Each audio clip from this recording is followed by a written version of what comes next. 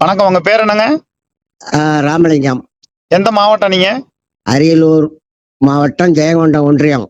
சரி, பாட்டாளி மக்கள் கட்சியில வந்து அன்புமணியும் அவர் ராமதாஸும் இப்படி ஒருத்தருக்கு ஒருத்தர் அப்பாவும் மகன் சொல்லி சண்டை போட்டுக்கிறாங்களே, சரிங்க. இதை நீங்க எப்படி பாக்குறீங்க? பாட்டாளி மக்கள் கட்சி இனிமே ஒன்னா சேர்ந்து கரை சேர்ந்து ஒரு நல்ல வழிக்கு வருமா?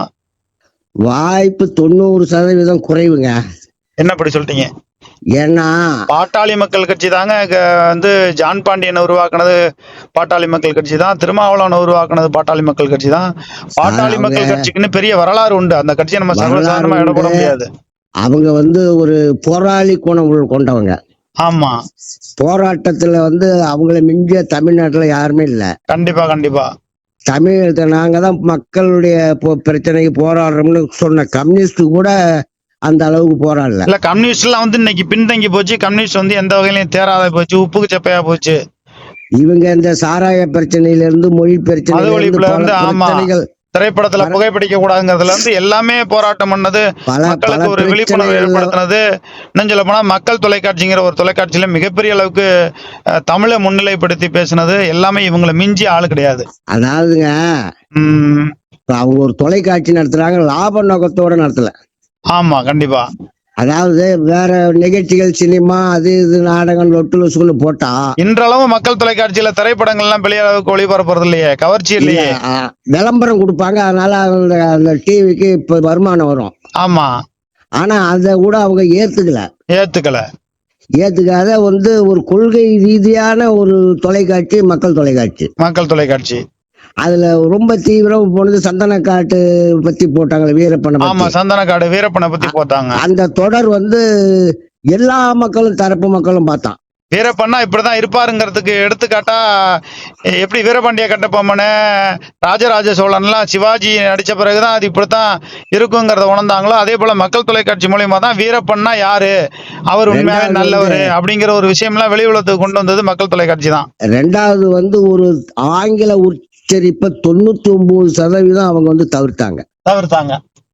அது வந்து அதை வந்து ரொம்ப நம்ம பாராட்டணும். தமிழ் தேசியம் பேசுற சீமான் போன்றவர்களாலே முடியாதத பாட்டாளி மக்கள் கட்சியும் மக்கள் தொலைக்காட்சியும் செஞ்சிச்சு, பாராட்டுக்குரியது. சில பேரு நான் தான் தமிழை காப்பாத்துறேன் அப்படின்னு நாடகம் இவங்க 99% உண்மையிலேயே அவங்க வந்து அதுல வந்து தீவிரமா இருக்காங்க.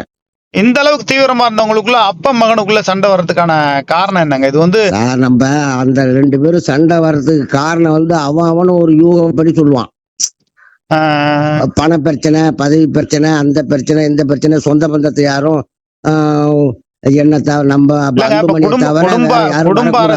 குடும்ப அரசியல் வந்து எல்லா கட்சியிலும் இருக்கிறது தான். இப்ப மதிமுகவுல இருக்கு, எல்லா கட்சியிலும் இருக்கு, தேமுதிக இருக்கு. ஆனா திமுக எல்லாம் பாத்தீங்கன்னா இப்ப குடும்ப அரசியல பாத்தீங்கன்னா கரெக்டா கொண்டு வந்து அவங்க குடும்ப வாரிசா ஒருத்தரை உதயநிதியை கொண்டு வர்றாங்க. இவங்களால அன்புமணிங்கிற ஒருத்தரை கொண்டு வந்துட்டு இடையில ஏன் தங்கச்சி மகனையோ அல்லது வந்து பேத்தி பேரன் அது மாதிரி கொண்டு வந்து ஏதோ சிக்கல் வந்துருச்சு. இவர் வந்து அன்புமணி வந்து ஏதோ அவங்க அம்மாவை பாட்டில் எடுத்து அடிக்க போயிட்டாரு. இதெல்லாம் அது என்ன உண்மை என்ன தெரியலைங்க, நம்ம பார்க்கல. அந்த மாதிரி அந்த அளவுக்கு போற அளவுக்கு அன்புமணி வந்து ஒரு மோசமான ஆளு கிடையாது. ஆனாலும் கூட உள்ள குடும்பத்துக்குள்ள என்ன விஷயம் நடக்குதுங்கிறது நமக்கு தேவையில்லை. நமக்கு ஏங்க அவங்க உள்ள 1000 பிரச்சனை இருக்கு. ஆமா, அல்லது அக்கா அம்மாவனை கொண்டு வந்து ஒரு பையனை கொண்டு வந்து ஏதோ ஒரு பொறுப்பு கொடுத்தார. ஆமா, அது கூட அவருக்கு ஏற்புடையதா இல்ல. அது அன்புமணி ஏத்துக்கல. காரணம் என்னன்னா, பாட்டாளி மக்கள் கட்சி இந்த அளவுக்கு பிளவுபட்டு இருக்க, இதுல வந்து திராவிட கட்சி குளிர் காயுமா அல்லது வந்து பாஜக குளிர் காயுமா? யாருக்கு பலம்? ஒரு இயக்கம் வந்து 2ஆ போச்சுனாலே கண்டிப்பா ஊர் 2 பட்டா கூத்தாடிக்கு கொள்ளங்கிறான்ல, ஆமா, கொண்டாட்டங்கிறான்ல, அந்த மாதிரி ஒரு இயக்கம் 2 பட்டாலே யாராவது ஒருத்தன் அதுல ஊடுருவான். ஆமா, கண்டிப்பா. எந்த கட்சியோ, அது நம்ம பிஜேபியா இருக்கலாம், அதிமுகவா இருக்கலாம், திமுகவா இருக்கலாம், வந்து ஊடுருவறதுக்கு வாய்ப்பு நிறைய இருக்கு. கண்டிப்பா. அதாவது ஊசி இடம் கொடுக்குது, நூல் நுழையுது. அந்த மாதிரி இவங்களுக்குள்ள போட்டுக்கிற சண்டை அந்த கட்சியினுடைய சிறத்தன்மையை குலைக்கும். கொள்கை ரீதியா வந்து மக்கள் ஜனங்க என்ன சொல்லும், இப்பவே அது ஒரு நேரத்துல அந்த கட்சியவே வந்து வன்முறை கட்சின்னு நிறைய பேர் என்ன சொன்னான். எந்த கட்சியா? பாட்டாளி மக்கள் கட்சி. சரி. அது அவங்க வந்து குடும்ப பிரச்சனைக்காக வன்முறை பண்றதுல பொது பிரச்சனைக்காக அவங்க செஞ்சுக்கிட்டு இருந்திருக்காங்க. ஆ, ஆ, இப்ப ஆ. ஒரு சாலை மறியல் போடுறாங்க, ஒரு மற்ற கடை அடைப்பு போராட்டம் கடை அடைப்பு நடத்துறாங்கன்னு சொன்னா போராட்டம். அது ஆமா. பொது பிரச்சனை, மக்கள் பிரச்சனைக்காக அவங்க செஞ்சாங்க. அதுல நான் அதிமுக காரன் தான் இருந்தாலும் ஆ, அவங்க கொள்கை ரீதியா பார்த்தா அவங்களுக்கு வந்து மக்கள் பிரச்சனை தான் முன் வச்சு எல்லாத்தையுமே நடத்திட்டு அது இருக்காங்க. கொஞ்சம் வன்ம மாதிரி மத்தவங்களுக்கு தெரியும். ஆனா மக்கள் தெரியும். பிரச்சனைக்கு தான் முழுக்க முழுக்க நின்று இருந்திருக்கு பாட்டாளி மக்கள் கட்சி. அண்ணா என்ன சொன்னாரு, ஆ, அரகர சிவசிவ என்றால் அரசாங்கத்தின் காதுக்கு எட்டாது, சரி தீப்பொறி பறக்கும் தீர்மானம் நிறைவேற்றப்பட வேண்டும்னு அண்ணா அன்னைக்கு சொன்னார். சரி. அததான் இவங்க இதை கடைபிடிக்கிறாங்க, நமக்கு தெரியாது. கடைபிடிக்கிறாங்க. ஆமா. மறைமுகமா அவங்க கடைபிடிக்கிறாங்க. ம். அதாவது தீர்மானம் வந்து தீர்வாகாது. ஆ, அதாவது ஒரு மக்கள்கிட்ட வந்து ஒரு பிரச்சனையை கொண்டு போறதுன்னா அதுல சில சங்கடங்கள் ஏற்படதான் செய்யும். கண்டிப்பா.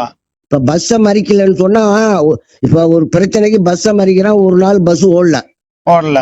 தமிழ்நாடு பூரா பேசுவான் எதுக்காக பஸ்ஸை மறிச்சான், பறிச்சா. ஆமா. என்ன பிரச்சனை, ஆ, இந்த பிரச்சனை சரியா தவறா ஆ. அப்படிங்கறத மக்கள் யோசிக்கிறான். சரி, அது ரைட்டுங்க. இப்ப வந்து பாட்டாளி மக்கள் கட்சி வந்து இப்ப நீதிமன்றத்துல வந்து கூப்பிட்டு வச்சு பஞ்சாயத்து பேசுற அளவுக்கு இருக்கு அப்படின்னா, இது வந்து இப்ப விரைவிலே வந்து ஒண்ணாகிறதுக்கான வாய்ப்பு இருக்கா? தந்தையும் மகனும் வாய்ப்பு இல்லை. அதாவது நீதிமன்றமே வந்து பஞ்சாயத்து பண்ணுது. இப்ப அதுல பாஜக தலையீடு இல்லாமையா இருக்கும்? வாய்ப்பே இல்லைங்க. அதாவது ஒரு கட்சி இன்னொரு கட்சி அழிக்கவே முடியாதுங்க. இப்ப அதிமுக இந்த அளவுக்கு போனதுக்கு பிஜேபி தான் காரணம், பிஜேபி தான் காரணம்னு நம்ம சொல்லிட்டு இருக்கோம். ஒரு கட்சி அழிக்கவே முடியாது. ஆனா அதனுடைய வேகத்தை தடுக்கலாம், ஓட்டத்தை தடுக்கலாமே தவிர அதை சாய்க்க முடியாது. நிச்சயமா இன்றைக்கு இப்ப அண்ணன் பன்னீர்செல்வம் இன்னைக்கு நல்ல முடிவு எடுத்திருக்கிறாரு. என்ன முடிவு? அவர் பிஜேபியோட நாங்க கூட்டணி இல்லைங்கிறாரு. ஆமா. அது நீடிச்சுதுன்னு வச்சுக்கீங்க, கண்டிப்பா ஓ பன்னீர்செல்வத்துக்கு அவருக்கு வந்து நல்ல ஒரு முன்னேற்றம் இருக்கும். அது நீடிக்குமாங்கிறது தெரியலையே. நீடிக்கிறதுக்கான வாய்ப்பு நிறைய இருக்குங்க. ஏன்னா எடப்பாடியார் மாதிரி இவர் பிரட்டி பேச மாட்டாரு, உண்மையை பேசுவாரு. தர்மயுத்தம் பண்ண சொன்னது ஒன்னா கட்சி ஒண்ணு இணைச்சு போனது பூரா எல்லாம் பிஜேபின்னு ஓப்பனா சொன்னாரு அவரு. இப்ப பாட்டாளி மக்கள் கட்சி ரெண்டா பிளவுபடுறதுனால பலவீனம் வந்து அதிமுகவுக்கு தானே. ஏன்னா எடப்பாடி பழனிசாமி தான் அந்த வட மாவட்டங்கள்ல 10.5% இடஒதுக்கீடுன்னு சொல்லி 2021 பல தொகுதிகளை கைப்பற்றினதுக்கு இந்த பொய்யான வாக்குறுதி தான் காரணம். இப்ப அந்த பாமகவே 2 பட்டு நிக்குது. இனிமே இந்த 10.5 என்ன 20.5 என்ன அறிவிச்சாலும் வேலைக்கு ஆகாது தானே. 10.5ங்கிறது இருக்கு, அதாவது வேலைக்கு ஆகாதுங்கிறது 2 பேருக்குமே தெரியும். பாட்டாளி மக்கள் கட்சிக்கும் தெரியும், எடப்பாடியாருக்கும் தெரியும். இது ஆவாது, அவசர கோலத்துல அள்ளி தெளிச்ச கோலம், இது நிக்காதுங்கிறது 2 பேருக்குமே தெரியும். இது விநாச கால விபரீத புத்திங்கிறது மாதிரி இது கடைசியில போய் தென் மாவட்டத்துல 60க்கும் மேற்பட்ட சாதிகள் வந்து எடப்பாடி பழனிசாமி மேல கோவப்படுறது மாதிரி ஒரு நிலைமை ஏற்பட்டு போச்சு. நிச்சயமா. அதாவது அதனால வந்து எந்த கட்சிக்குமே லாபம் இல்ல, பாட்டாளி கட்சிக்கு லாபம் இல்ல. வேணா சொல்லிக்கலாம் 10 புள்ளி 10 புள்ளின்னு சொல்லிக்கலாம், ஆனா ஒரு புள்ளி கூட வாய்ப்பு இல்ல. இந்த அரசு பள்ளிகளுக்கு இடஒதுக்கீடு செஞ்சார்ல, ஏங்க 10 காக்கா இருக்குன்னா அதை வந்து பகிர்ந்து கொடுக்கணுமா? ஒரே காக்காவுக்கு அள்ளி சோறு போட்டா 9 காக்கா ஏமாந்து போயிடாதா சார்? இந்த இடஒதுக்கீடுங்கிற முறை தீவிரமானதே பாட்டாளி மக்கள் கட்சியாலதான். எங்களுக்கு இத்தனை பெர்சன்டேஜ் வேணும், அப்படி நாங்க தான் அதிகமா இந்த சமுதாயத்துல எங்க மக்கள் தான் அதிகமா. அவங்க தான் இருக்காங்கன்னா தமிழ்நாட்டுல முக்குளத்தூர் இருக்காங்க, முத்தரை இருக்காங்க, வன்னியர் இருக்காங்க, பல்லர் இருக்காங்க, பறையர் இருக்காங்க, கோனார் இருக்காங்க, சக்கிலியர் இருக்காங்க, அருந்தீதர் இருக்காங்க, உடையார் இருக்காங்க, செங்குந்தர் இருக்காங்க, குறும்பகவுண்டர் இருக்காங்க, வெள்ளாளர் இருக்காங்க. 1008 ஜாதி இருக்குதுங்க. அவங்களுக்கு மட்டும் 10.5% இடஒதுக்கீடுங்கிறது அதை அவங்க ஏத்துக்கிட்டு இது எங்களுக்கு வேணுங்கிறாங்கன்னா அது எவ்வளவு பெரிய ஒரு சுயநலம். அது தவறு இல்லையா? எல்லாரும் பகிர்ந்து எடுத்துக்கணும்ல. இது தெரிஞ்சே அவங்களுக்கு நடக்காதுன்னு தெரிஞ்சே இவங்க செஞ்சுக்கிட்டது. அதெல்லாம் வந்து தவறுங்க. ஒரு தமிழ்குடி எலெக்ஷன் சாதியில ஸ்டாண்ட் இருந்துகிட்டு பாட்டாளி மக்கள் கட்சி அந்த வன்னியர் மட்டும்தான் 10 புள்ளி அப்படின்னா அப்ப மத்த சமுதாயம்லாம் என்ன எங்க நாண்டுகிட்டு தொங்குறதா? அதாவது இந்த இடஒதுக்கீடு முறையே வந்து தவறானதுன்னு நான் என் தனிப்பட்ட கருத்துங்க. கண்டிப்பா அது எல்லாருமே அதான் சொல்றாங்க. ஓட்ட பந்தயத்துல முன்னாடி ஓடுறவனுக்கு தான் பரிசு கொடுக்கணும். ஆமா. கல்வியில முதன்மையா வர்றவனுக்கு தான் வேலை கொடுக்கணும். டாக்டருக்கு ஒரு 10 சீட் இருக்குன்னு சொன்னா அதுல அப்ப 20 பேர் இருக்கிறான்னு சொன்னா அதுல எவன் நல்லா 10 பேரு. அதுல இன்னொரு விஷயம் என்னன்னா, தமிழ்நாட்டுல சாதி அடிப்படையில நீ 28 மார்க் வாங்கினீங்கன்னா நீ பாஸ், 35 மார்க் வாங்கினாலும் நீ ஃபெயில். 28 மார்க் வாங்கினா நீ உனக்கு வேலை, 35 மார்க் வாங்கினாலும் உனக்கு வேலை இல்ல. இது என்ன நாடா இல்ல சுடுகாடான்னு தெரியல. அதே மாதிரி குறைவா படிச்சவனுக்கு ஜாதி ரீதியில இடம் ஒதுக்கீட்டு பண்ண அவன் எங்க ஆமா ஆமா. அதாவது திறமையின் அடிப்படையில வந்து வேலை கொடுக்கறதுங்கிறது வந்து திறமை, கல்வி, அறிவு இதுதானங்க பெருசு. ஜாதி அடிப்படையில வந்து வேலை கொடுக்குறாங்கன்னா அது என்னது? ரெண்டாவது கலப்பு திருமணத்தை ஊக்கப்படுத்தி ஜாதி கலவரத்தை உண்டு பண்றது மாதிரிதான் அந்த கதை. ஏங்க கலப்பு திருமணத்தை வந்து ஒரு சில ஏரியாவில் இப்ப நான் கலப்பு திருமணம் என் பொண்ணை பண்ணி கொடுத்துருக்கேன். நான் சண்டையை போட்டுக்கிட்டு நிக்கிறேன். பாட்டாளி மக்கள் கட்சி வந்து இனி பழைய தெம்போட பழைய ஒரு வீரியத்தோட இருக்கிறதுக்கான வாய்ப்பு இருக்கா? இருக்கு. அதாவது ஒரு 5% நம்ம ராமதாஸ் ஐயாவோட இருப்பாங்க. அறிவுபூர்வமான அந்த ஜி.கே. மணில அந்த கட்சிக்காக உழைத்தவரு. ஆமா. அவர்லாம் வந்து இப்ப ஐயா பெரிய டாக்டர் ராமதாஸோட இருக்காரு.